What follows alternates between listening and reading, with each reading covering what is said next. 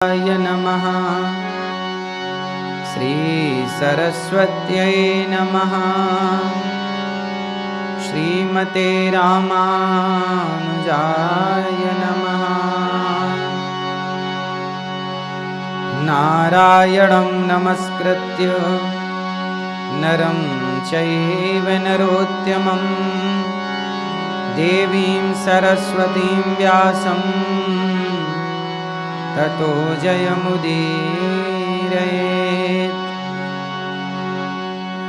लक्ष्मीनाथसमारम्भां नाथयामुनमध्यमाम् अस्मदाचार्यपर्यन्तां वन्दे गुरु परम्पराम्। जय जय श्री राधारमण, जय जय नवल किशोर, जय गोपी चित चोर प्रभु, जय जय माखन चोर। राधा मेरी मात है, पिता मेरे घनश्याम, इन दोनों के चरणों में मेरा कोटि कोटि प्रणाम।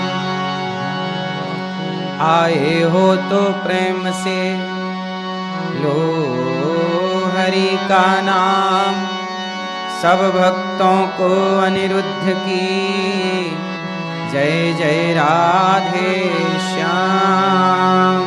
जय जय राधे श्याम। जय जय सीताराम।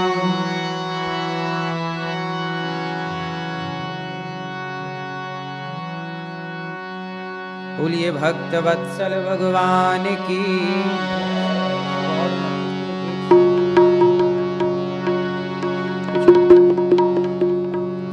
बोलिए भक्त वत्सल भगवान की जय। कृष्ण कन्हैया लाल की जय। सनातन धर्म मंदिर की जय। गौरी गोपाल भगवान की जय। सभी लोग मेरे संग गाएंगे। जय जय श्री कृष्णा, जय जय श्री कृष्णा, जय जय श्री कृष्णा, जय जय श्री कृष्णा, जय जय श्री कृष्णा, जय जय श्री कृष्णा, जय जय श्री राधा रमण, जय जय नवल किशोर, जय गोपी चित चोर प्रभु, जय जय माखन चोर।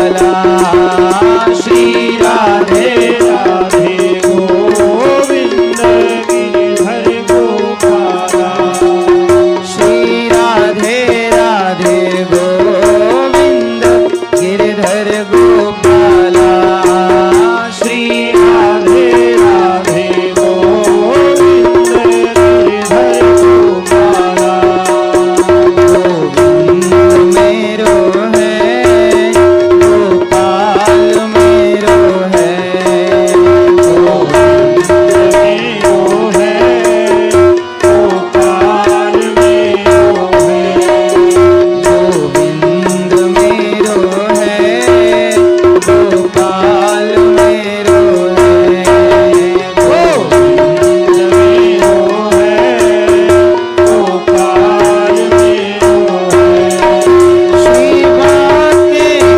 बिहारी नंदलाल मेरो है श्री बाके बिहारी नंदलाल मेरो है श्री बाके बिहारी नंदलाल मेरो है श्री आगे बिहारी नंदलाल मेरो है गोविंद मेरो है गोपाल मेरो है गोविंद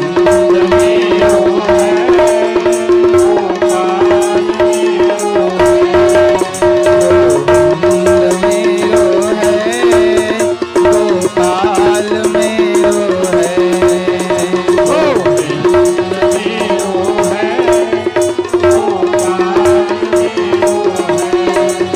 गोविंद मेरो है गोपाल मेरो है गोविंद मेरो है गोपाल मेरो है गोविंद मेरो है गोपाल मेरो है गोविंद मेरो है गोपाल मेरो है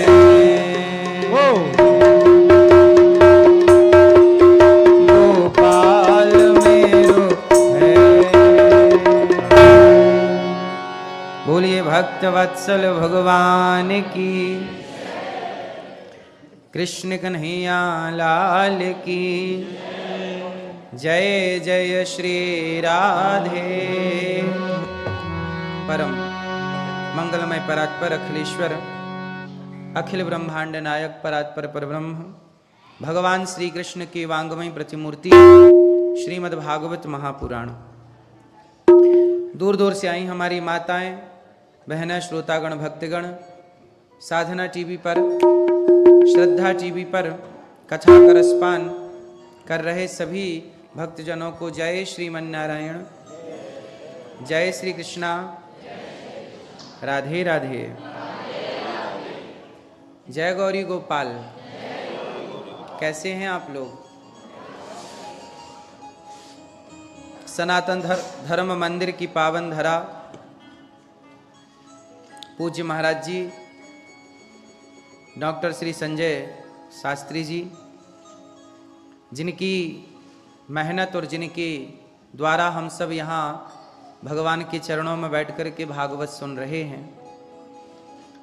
आप सभी श्रद्धालु बड़े भाग्यशाली हैं कि कथा की इस गंगा में डुबकी लगाकर अपने जीवन को कृतार्थ कर रहे हैं। कल हम लोगों ने कथा में सुना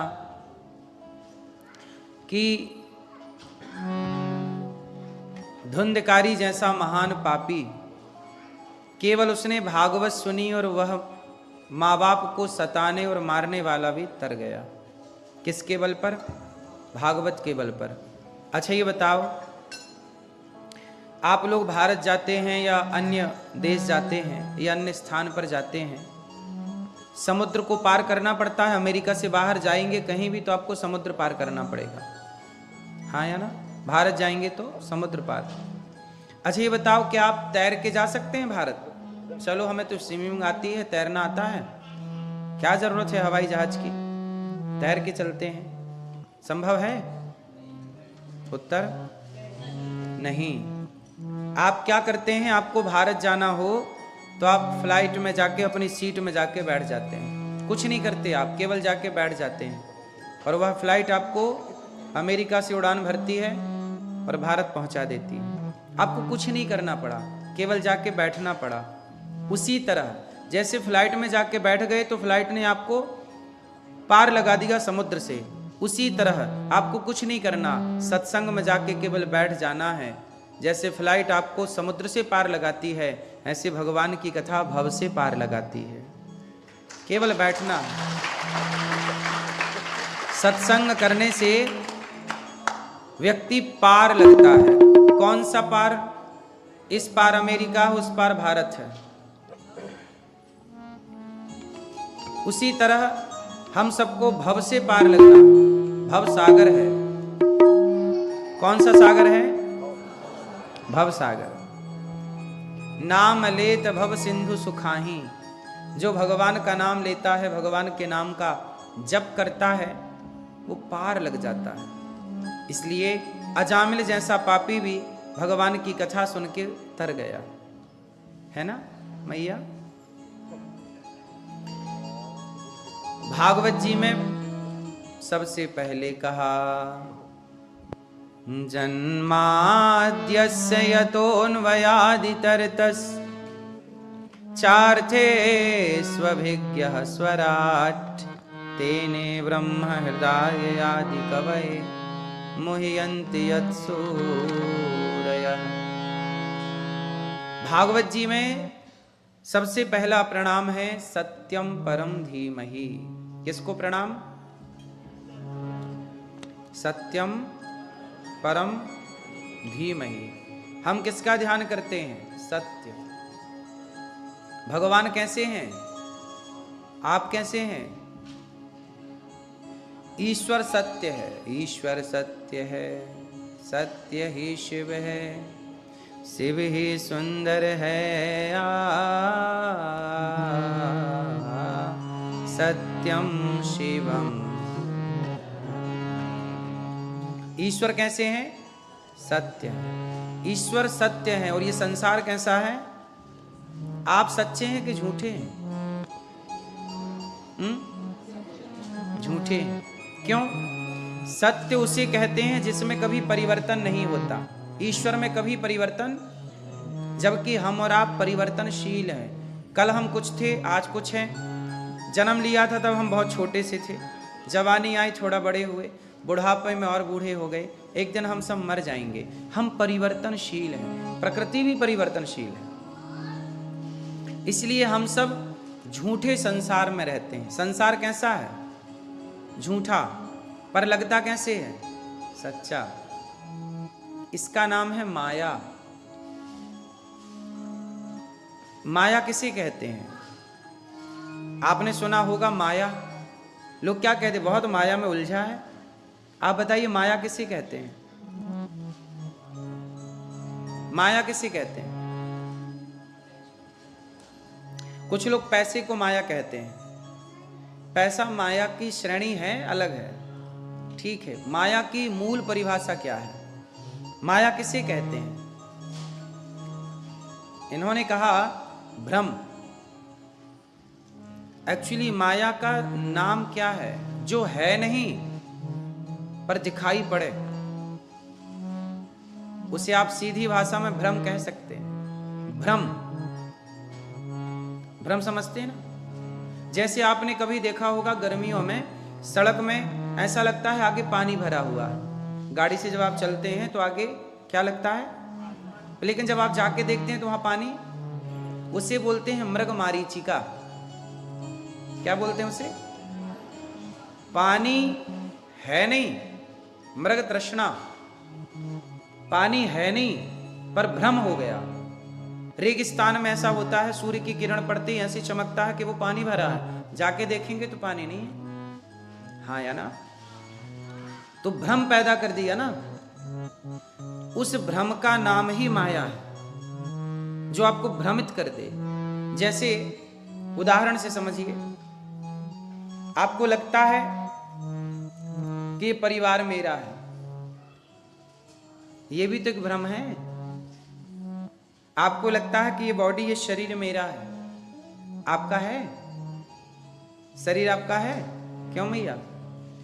यदि शरीर आपका होता तो आपके बाल पकने लग गए, आपने रोक क्यों नहीं लिया? आपकी आंखों में कम दिखाई पड़ने लगा, शरीर आपका था तो आप रोक लेते ना आंखों को अंधा होने से। आपका शरीर आपका था तो आप बूढ़े हो गए, आपने अपने को रोका क्यों नहीं बूढ़ा होने से? आप ना होते बूढ़े, शरीर आपका है, आपके हिसाब से चलेगा। इसका मतलब कि आपका शरीर भी आपके हिसाब से नहीं चलता। यदि आपके हिसाब से चलता तो कोई बूढ़ा ही क्यों होता, सबना सदा जवान रहते। इसका मतलब ये हुआ कि हमारा शरीर पर भी हमारा कोई बल काम नहीं करता, हमारा कोई प्रभाव शरीर पर नहीं चलता। सही है कि गलत है? इसका मतलब यही हुआ कि हमने शरीर को अपना मान लिया, ये भी तो एक भ्रम है। आपको क्या लगता है, ये हाथ मेरा, ये उंगली मेरी, सिर मेरा, हृदय मेरा, पेट मेरा, मेरे पेट में दर्द है, मेरे कंधे पे दर्द है। आपका कंधा कब से हो गया? आपने मान लिया ना ये मेरा कंधा है, आपने ये तो यही माना ना सारी जिंदगी शरीर मेरा है। अब बताओ ये भ्रम था या नहीं? ये भ्रम है, शरीर आपका है नहीं। जब आप जाएंगे तो शरीर यहीं जल जाएगा चिता पे। यदि आपका शरीर था तो जब आप मरे तो लेके क्यों नहीं गए? आपका था तो लेके जाना था ना, लेकिन आप तो अपना शरीर छोड़ के जाते हैं। क्यों? आप शरीर लेके जाओगे कि छोड़ के जाओगे? फिर इसका मतलब ये शरीर आपका होता तो लेके ना जाते। तो शरीर भी अपना नहीं है, लेकिन हम क्या मानते हैं, मेरा है। यही भ्रम है और इसी का नाम है माया। क्या नाम है इसका? यही है माया, जो हमारा है नहीं, पर सारी जिंदगी हम अज्ञानवश उसे अपना मानते रहे, ये मेरा। अब आप कहते हो ये बेटा मेरा है, ये बेटी मेरी है। जब आपका शरीर ही आपका ना हो सका तो बेटी और बेटा आपके कैसे होंगे? है ना मेरी मां? आज तक किसी की बेटी या किसी का बेटा उसका हुआ? इसलिए मीराबाई ने आपकी आंखें खोली कि बेटा मेरा है, बेटी मेरी है। ऐसा गाना मत गाओ, ऐसा गाना गाओ कि गोविंद मेरो है, गोपाल मेरो है, भगवान मेरे हैं। यही है माया। संसार अपना नहीं है, ना बेटी अपनी ना बेटा अपना, ये सब पराया धन है। बेटी एक दिन विदा हो जाएगी, दामाद की हो जाएगी। दामाद समझते ना, जमाई। बेटी एक दिन विदा हो जाएगी और दामाद की हो जाएगी, और बेटा एक दिन विदा हो जाएगा और बहू का हो जाएगा। केवल बेटियां विदा होती हैं ऐसा नहीं है, बेटे भी विदा होते हैं। होने दो शादी, पड़ोसी बन जाएगा। हाँ या ना? केवल बेटियां विदा होती हैं ऐसा आपने सुना है, पर बेटियां विदा होके भी अपने माँ बाप से जुड़ी रहती हैं। पर बेटे ऐसे विदा होते हैं कि माँ बाप से छूट ही जाते हैं। अधिकांश, सबके लिए बातें नहीं है। कोई भी बात बोली जाएगी तो 95% ऐसे बेटे हैं जो विवाह के बाद बदल जाते हैं, और 5% ऐसे बेटे हैं जो विवाह के बाद भी नहीं बदलते और अपना माँ बाप की सेवा करना फर्ज मानते हैं और करते हैं। लेकिन 95 ज्यादा वो लोग हैं जो माँ बाप को, हाँ या ना? इसका मतलब ये है कि बेटा भी पराया धन है और बेटी भी, हाँ या ना? कब तक अपने पास रखोगे?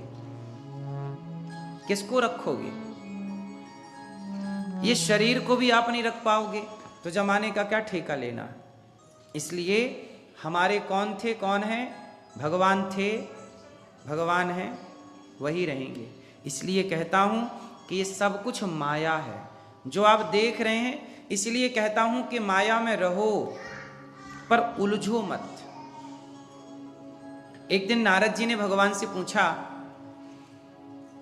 भगवान कृष्ण से, द्वारिका गए नारद जी, नारायण नारायण, हे द्वारिकाधीश, हमने सुना है कि आपकी माया बड़ी प्रबल है, एक बार दर्शन तो कराओ, कैसी दिखती है। तो भगवान बोले कि चलो पहले भोजन करते हैं। कभी फ्री होंगे तो फिर आपको माया का दर्शन कराएंगे। चलो। नारद जी भोजन किए, भगवान भी भोजन किए। अब भोजन हो गया, चलो थोड़ा टहलते हैं, 4 कदम चलते हैं। तो भगवान द्वारिका में समुद्र के किनारे किनारे नारद जी को लेके चल पड़े। चलते चलते दूर निकल गए।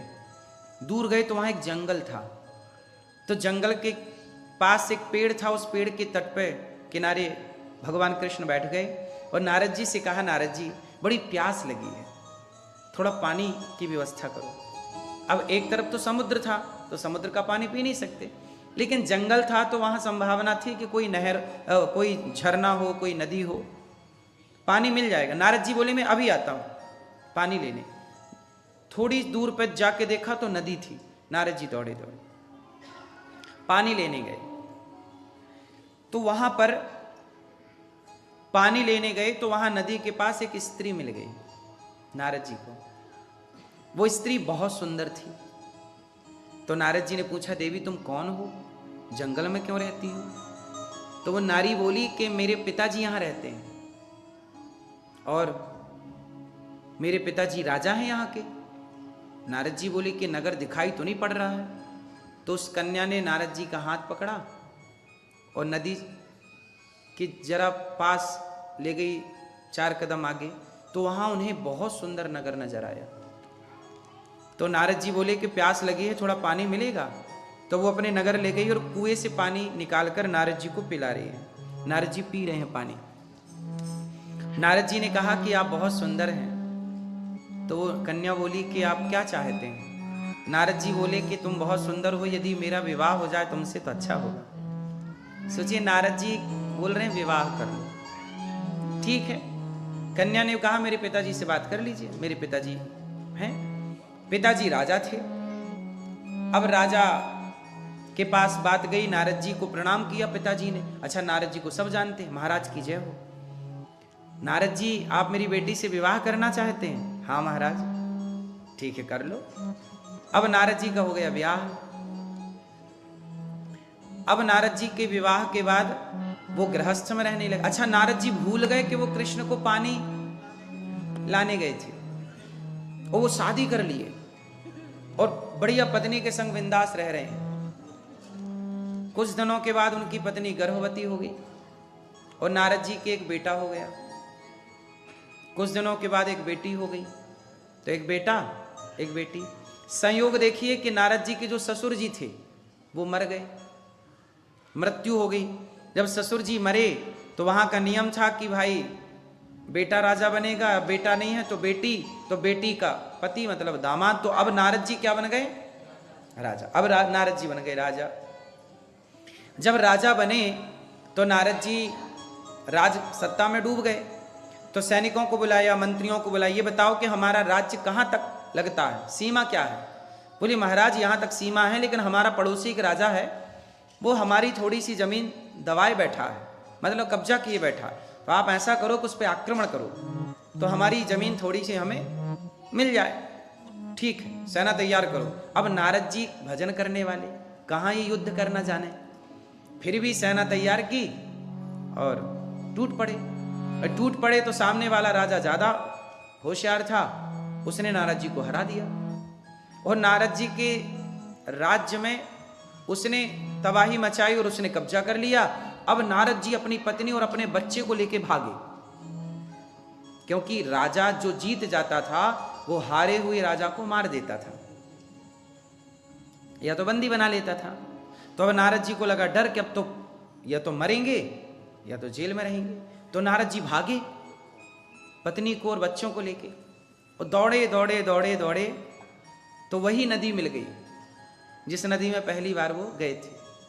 अब नदी मिली, पीछे से सेना दौड़ी आ रही है नारद जी को पकड़ने। अब नारद जी बोले कि यदि ये नदी पार कर लूं तो उस तरफ संभावना है कि बच जाऊं।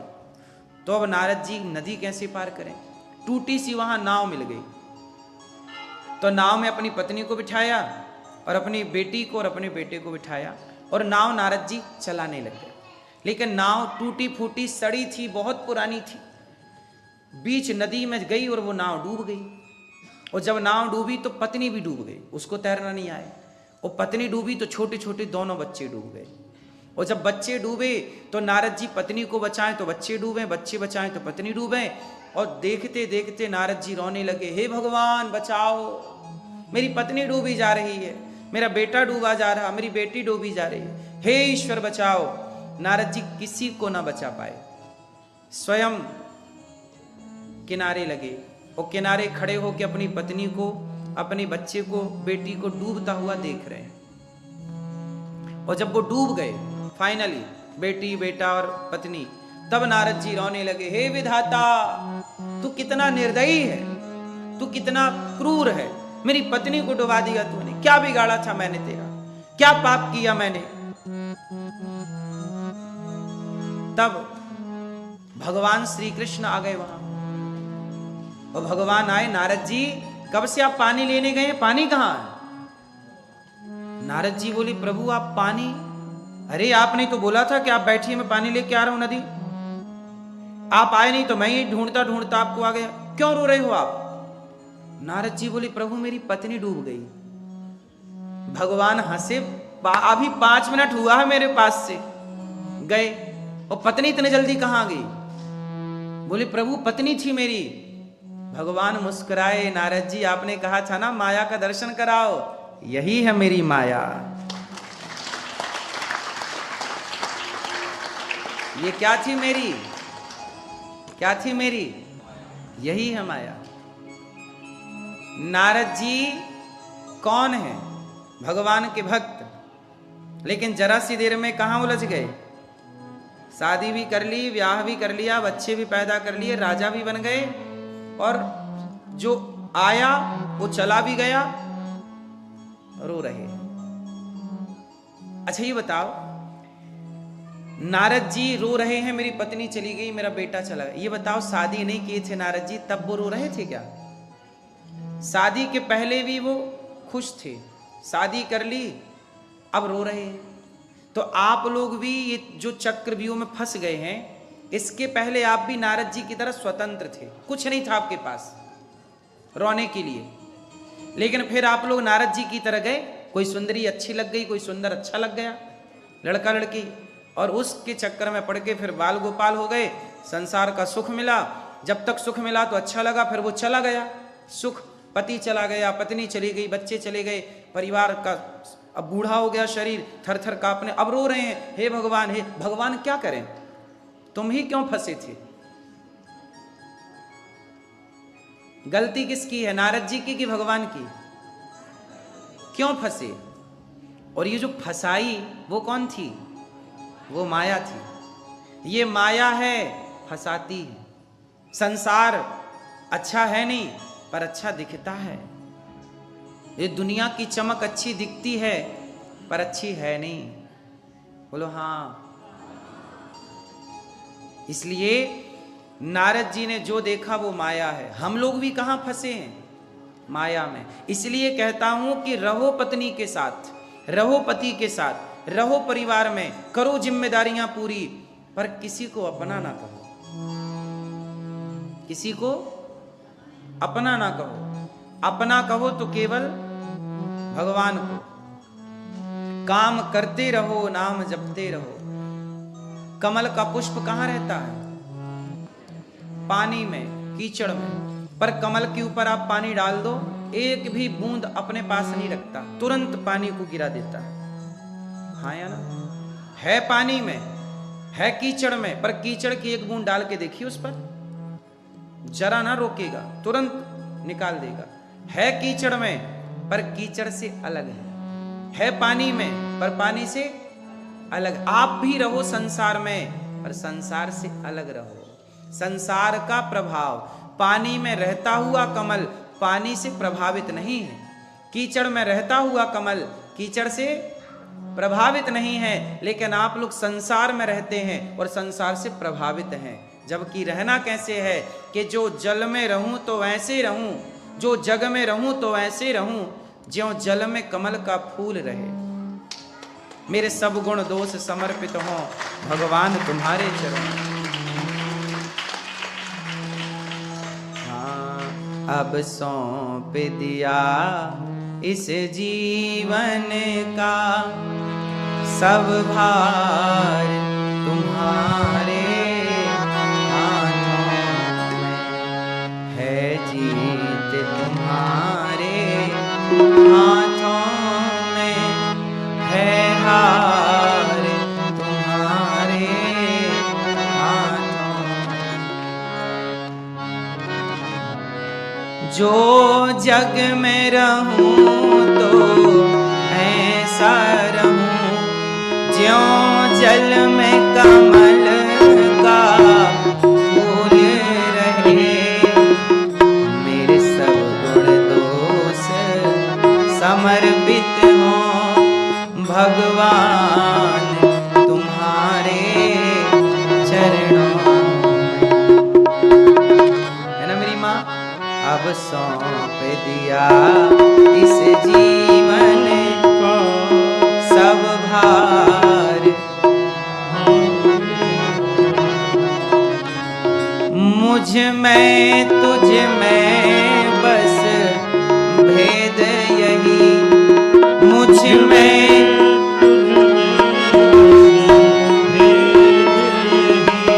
मैं नर हूँ तुम नारायण हो, मैं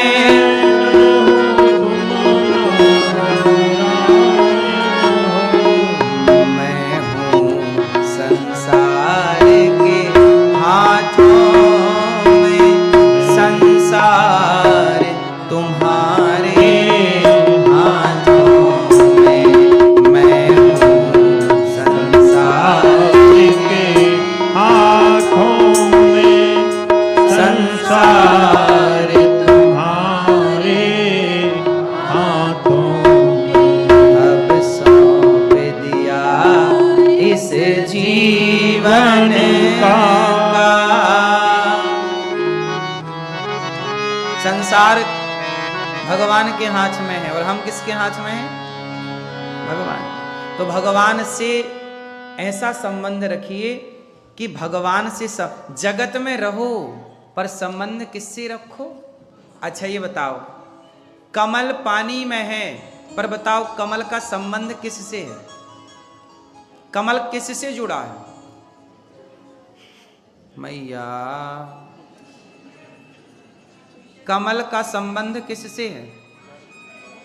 किससे है? कमल है पानी में, पर कमल का संबंध किससे है? अरे भाई सिंपल है ना, कमल कहां से निकला? कहां से? कमल भगवान श्रीमन नारायण की नाभि से निकला। कमल कहां से निकला?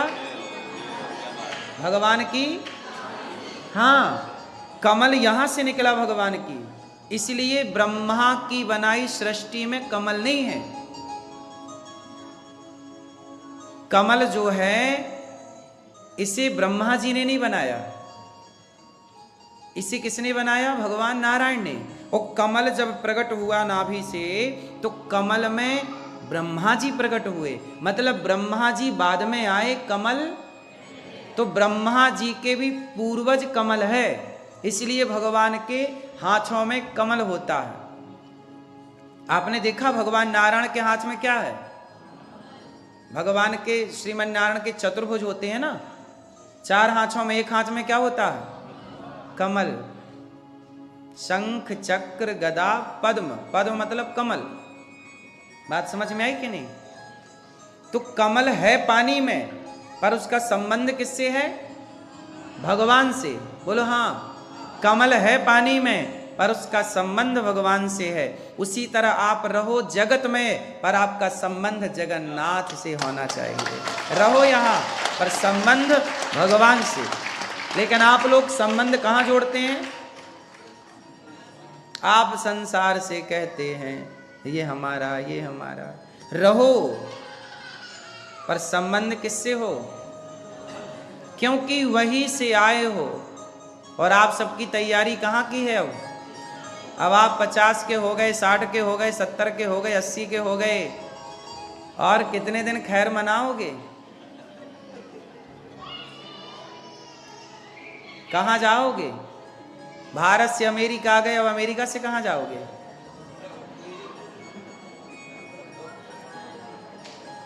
सबको कहाँ जाना है? ईश्वर के पास। तो आपका संबंध वही है, यहां आपका कोई नहीं है। बोलो हाँ। इसलिए हम सब कहते त्वमेव माता च पिता त्वमेव त्वमेव बन्धुश्च सखा त्वमेव विद्या द्रविणं त्वमेव सर्वं मम देव। तो आपके संबंधी कौन? आपका संबंध किससे है? बोलो हाँ। इसलिए रहो जगत में, पर किसके बन के रहेंगे? भगवान के। क्यों मैया, आप किसकी हो? सही। भगवान, भागवत जी में प्रश्न है मनुष्य का धर्म क्या है? भगवान के अवतार कितने हैं? भगवान करते क्या है? भगवान ने जब धर्म की स्थापना करने आए और भगवान गए तो धर्मः कम शरणं गता, धर्म कहाँ चला गया? कुछ सवाल हैं भागवत जी के। ये सनातन धर्म के बेसिक से सवाल हैं जिनका उत्तर, जिनके प्रश्न का उत्तर सबको पता होना चाहिए। इसलिए जब 7 दिन की आप कथा सुनेंगे तो आपको बहुत कुछ पता लगेगा। इसलिए आप लोग, आज तो कुछ लोग लेट आए, पर कल से प्रार्थना है मेरी कि समय से आइएगा, क्योंकि कथा रोज ना हो रही, रोज ना होगी। तो जो मिल रहा है उस ज्ञान को ग्रहण कर लीजिए।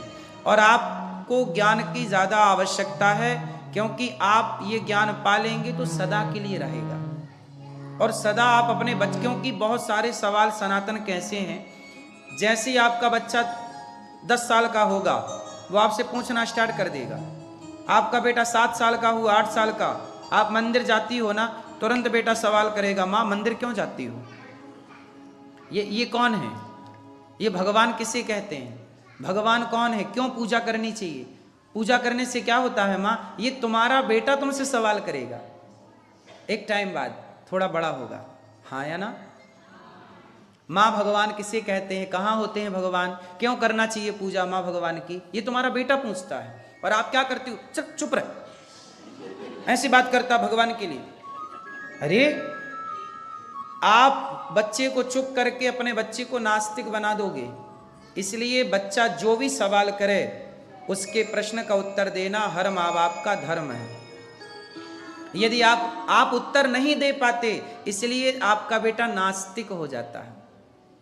बोले मैं ईश्वर को नहीं मानता, क्योंकि तुमसे पूछा था तुम्हारे बेटे ने, माँ भगवान कहाँ है तो दिखाई क्यों नहीं पड़ता? आप उत्तर दे नहीं पाए, आप उसे संतुष्ट कर नहीं पाए, तो तुम्हारा बेटा बोला अरे माँ तो पागल है, मूर्तियों की पूजा करती रहती है, पत्थर में जल चढ़ाती है। तुम्हारा बेटा तुम्हें पागल कहेगा, फिर तुम सफाई देते रहना अपने बेटे को। इसलिए मेरी माँ, सनातन धर्म को जानने के लिए सत्संग करना पड़ेगा। जो सवाल, बेसिक सवाल हैं जो आपके बच्चे आपसे पूछेंगे, आपका पोता आपसे पूछ सकता है, आपको उत्तर देना जरूरी है। नहीं दोगे तो आपका बेटा गलत हो जाएगा, गलत रास्ते पे चला जाएगा। फिर वो ईश्वर, फिर मंदिर ना आएगा, बोले तुम ही जाओ, हम नहीं जाते, क्योंकि आप उसे संतुष्ट नहीं कर पाए। चलो बताओ, आप लोग मंदिर क्यों जाते हैं? मंदिर क्यों जाना चाहिए? मूर्ति पूजा क्यों करते हैं लोग? जब ईश्वर सब जगह है, भगवान कहाँ रहते हैं?